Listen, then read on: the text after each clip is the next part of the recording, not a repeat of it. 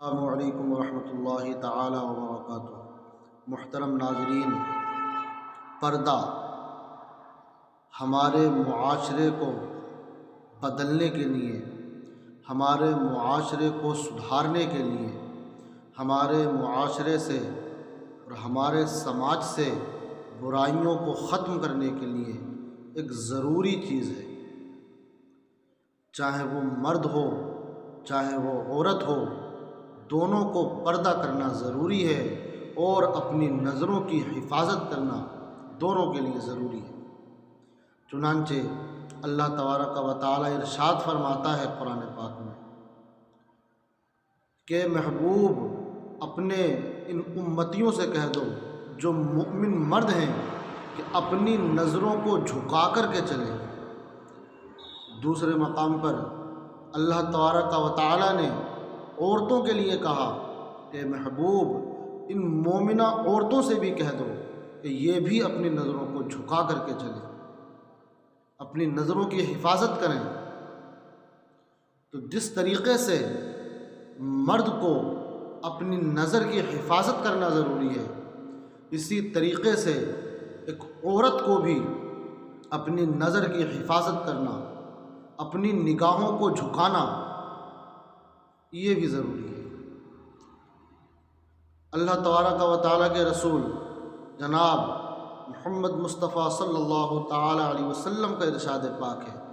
حضرت عبداللہ ابن مسعود رضی اللہ تعالیٰ عنہ اس حدیث پاک کے راوی ہیں کہ نبی ارشاد فرماتے ہیں المرأۃ عورۃ فإذا خرجت استشرفها الشیطان۔ نبی ارشاد فرماتے ہیں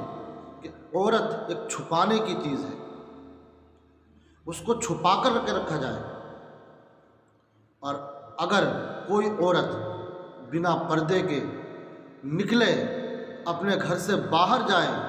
تو شیطان اس کو جھانک جھانک کر کے دیکھتا ہے۔ تو پیارے بھائیوں، اس حدیث پاک سے یہ بات واضح ہو جاتی ہے کہ عورتوں کو جھانک جھانک کر کے دیکھنا، عورتوں کو دیکھنے کے لیے راستوں اور چوراہوں پر بیٹھنا، ان پر طرح طرح کے کمنٹ کسنا، طرح طرح کی ان کے اوپر باتیں کرنا،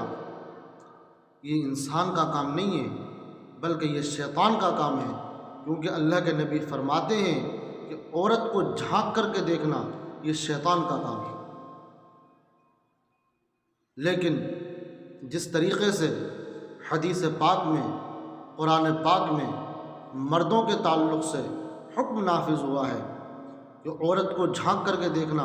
یہ شیطان کا کام ہے، یا مردوں کے لیے اللہ نے یہ کہا کہ انسان کو یہ چاہیے، مردوں کو یہ چاہیے کہ وہ اپنی نظروں کو جھکا لیں، اپنی نظروں کو جھکا کر کے چلیں، اسی طریقے سے عورتوں کے تعلق سے بھی رسول اللہ صلی اللہ تعالیٰ علیہ وسلم کا ارشاد پاک ہے۔ نبی ارشاد فرماتے ہیں، حضرت سلمہ رضی اللہ تعالی عنہا سے روایت ہے، وہ فرماتی ہیں کہ میں اور حضرت میمونہ رضی اللہ تعالی عنہا، یہ دونوں نبی کریم صلی اللہ تعالی علیہ وسلم کی بارگاہ میں حاضر تھیں۔ وہ فرماتی ہیں اچانک حضرت عبداللہ ابن مکتوم رضی اللہ تعالی عنہ رسول اللہ صلی اللہ تعالی علیہ وسلم کی بارگاہ میں حاضر ہوئے۔ جب رسول اللہ نے ان کو دیکھا اپنے طرف آتے ہوئے، تو ان دونوں عورتوں سے کہا کہ تم دونوں ان سے پردہ کر لو۔ وہ نابینا صحابی تھے، ان کو دکھائی نہیں دیتا تھا۔ حضرت سلمہ کہتی ہیں کہ میں نے عرض کیا یا رسول اللہ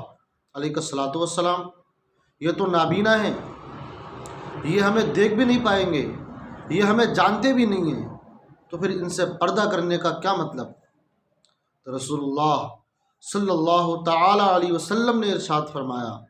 کہ عورتوں، یہ اگرچہ تم کو نہیں دیکھ پائیں گے، لیکن تم تو ان کو دیکھ سکتی ہو، تم تو اندھی نہیں ہوئی ہو۔ جب تم ان کو دیکھ سکتی ہو تو تمہارے لیے ضروری ہے کہ تم ان سے پردہ کرو۔ دیکھیے حدیث پاک میں اللہ کے رسول صلی اللہ تعالی علیہ وسلم کا ارشاد پاک کہ عورت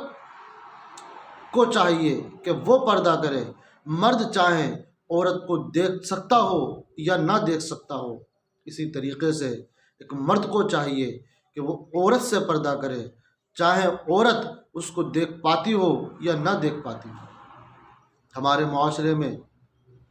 یہ بہت بڑی خرابی لازم آ گئی ہے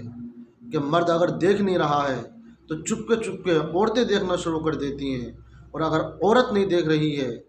تو چپ کے مرد دیکھنا شروع کر دیتے ہیں، حالانکہ نہ تو عورت کے لیے جائز ہے کہ وہ کسی اجنبی مرد کو دیکھے، اور نہ ہی کسی مرد کے لیے جائز ہے کہ وہ کسی اجنبی عورت کو دیکھے۔ اسی طریقے سے بہت سی جگہ یہ دیکھنے میں آتا ہے، خاص طریقے سے شادی بیاہ کی محفلوں میں یا اور کسی محفل میں، کہ ایک غیر مرد اور ایک غیر عورت تنہائی میں ہیں، باتیں کر رہے ہیں۔ اللہ کے رسول ارشاد فرماتے ہیں ان مردوں اور عورتوں کے تعلق سے کہ ایک مرد اور ایک عورت جو کہ اجنبی ہوں، ان کے درمیان کوئی رشتہ نہ ہو، تو ایسے مرد اور عورت کو ایک ساتھ رہنا، تنہائی میں رہنا، یہ ناجائز و حرام ہے، کیونکہ ان دونوں کے بیچ، ان دونوں کے درمیان آگ لگانے والا شیطان موجود ہوتا ہے۔ جب دونوں تنہائی میں رہیں گے تو شیطان ان کے درمیان ضرور ضرور آگ لگا دے گا۔ ہم کو یہ چاہیے کہ اگر اپنے معاشرے میں، اپنے سماج میں ہمیں تبدیلی لانی ہے، ہمیں بدلاؤ لانا ہے،